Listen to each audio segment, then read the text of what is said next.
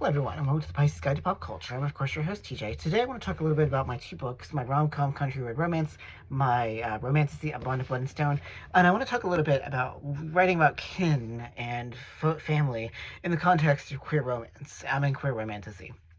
I think that, family is important to lots of communities, obviously, but I do think that in Appalachia, your kin, the folks, your clan, your tribe, whatever you might want to describe them, are a key part of your identity. They are a key part of who you are and how you conceive of yourself. I've lost track of the number of times my late grandmother used to be like, I don't know why you had to move all the way to Maryland or Syracuse away from your people. So it's really kind of ingrained in that, in your psyche, in your emotional sort of apparatus that undergirds your life.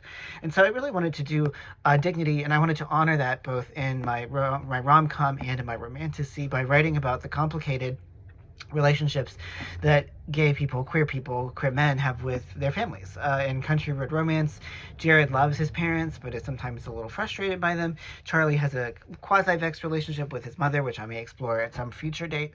But, for both of them, spending time with Jared's parents is beautiful and fun and enjoyable, even as Jared also isn't out to his grandmother, but she knows that he's gay. So I really wanted to acknowledge the sort of complicated nature of family for queer folk in Appalachia.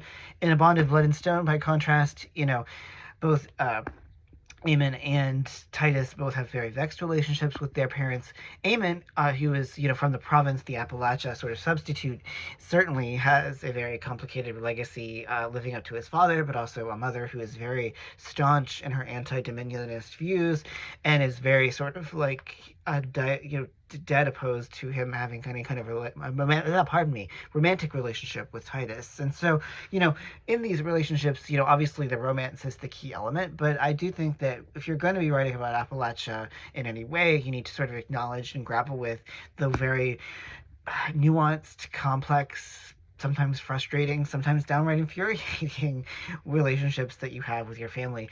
It's impossible, I think, for any of us to ever truly escape that. And there's a reason that, I love the place I come from, because, I have so many deep roots with my family, and they're still very much important to me.